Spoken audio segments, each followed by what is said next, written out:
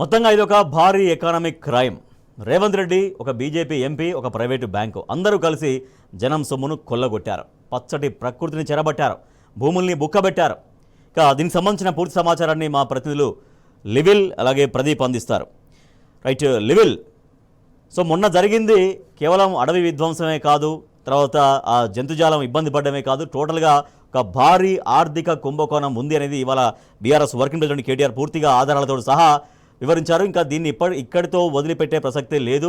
RBI గవర్నర్తో పాటుగా ఇంకా దీన్ని చాలా దూరం తీసుకెళ్తామనేది కేటీఆర్ చెప్తున్నటువంటి మాట.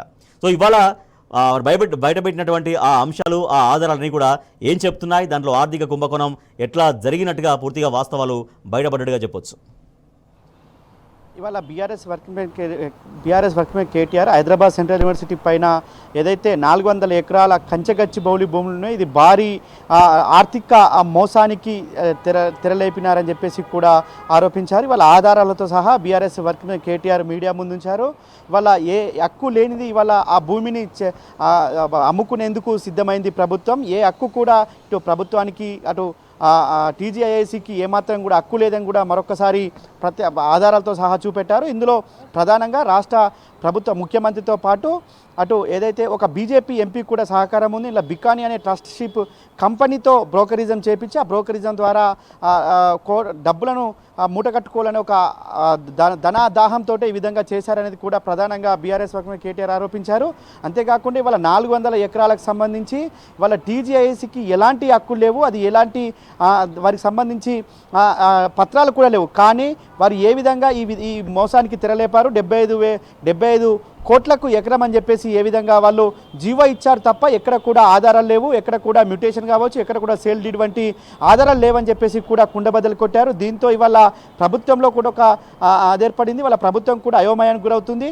ప్రభుత్వం అంటే దాదాపు ఆ పక్కనే ఉన్న కోకపేటలో 100 కోట్లకు ఎకరం పోతే ఇక్కడ ఉన్న 75 కోట్లు అని చెప్పారు. చివరికి అది 5400 ఎకరాలు కేవలం 5300 పైచిలకు కోట్లకు మాత్రమే అమ్మాలని చెప్పేసి వాళ్ళ ఏదైతే భావించారో ఇది పూర్తిగా ఒక ఆర్థిక లావాదేవీలకు మోసానికి తెరలేపారని చెప్పేసి కూడా చెప్పారు ఇవాళ బీఆర్ఎస్ వర్కింగ్ కేటీఆర్. అంతేకాకుండా రెవెన్యూ స్టాంప్స్ రిజిస్ట్రేషన్ నుంచి వచ్చిన డాక్యుమెంట్స్ అయితే ఇవాళ ప్రధానంగా బీఆర్ఎస్ వర్కింగ్ కేటీఆర్ చూపించారు. ఒక బ్రోకరేజ్ కంపెనీకి దాదాపు 169 కోట్లను ముట్టజెప్పారు.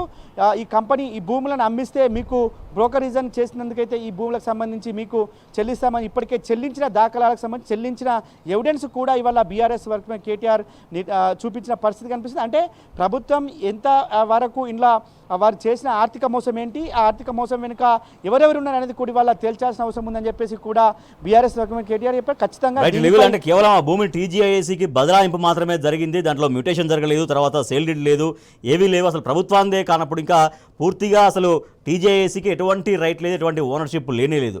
అంటే తమది కాని భూమినే తమది అన్నట్టుగా తాకట్టు పెట్టించేటువంటి ఒక పెద్ద కథ, ఒక డ్రామా అల్లడం జరిగింది. వాళ్ళ డ్రామా మొత్తం బయటపడేటువంటి పరిస్థితి. సో దీంతో ఇవాళ దేశం ముందట కాంగ్రెస్ ప్రభుత్వం చేసినటువంటి భూమాయ, భూ కుంభకోణం అనేది ఎట్లా బహిర్గతమైనట్టుగా భావించాలి?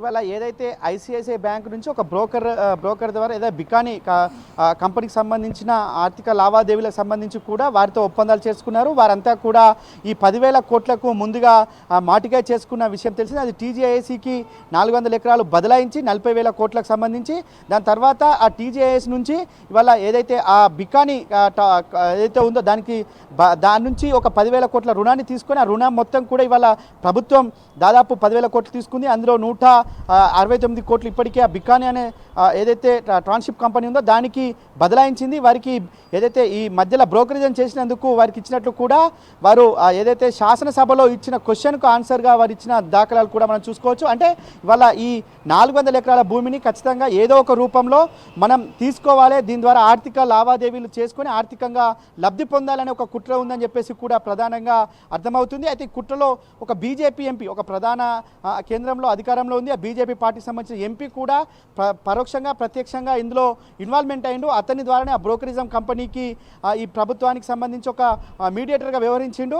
అతనికి ఇతర అంశాలను అంటే ఇతర రూపాల్లో లాభార్జన చేకూర్చేందుకు ఇవాళ ఈ ప్రభుత్వం ఒడికట్టింది. ఖచ్చితంగా ఆ వివరాలు కూడా బయట పెడతారని చెప్పేసి కూడా ఇవాళ బీఆర్ఎస్ వర్కింగ్ కేటీఆర్ చెప్పారు. అయితే టీజీఐఏసీకి ఈ భూముల విషయంలో టీజీఐఏసీకి ఎలాంటి బదలాయింపు జరగలేదు.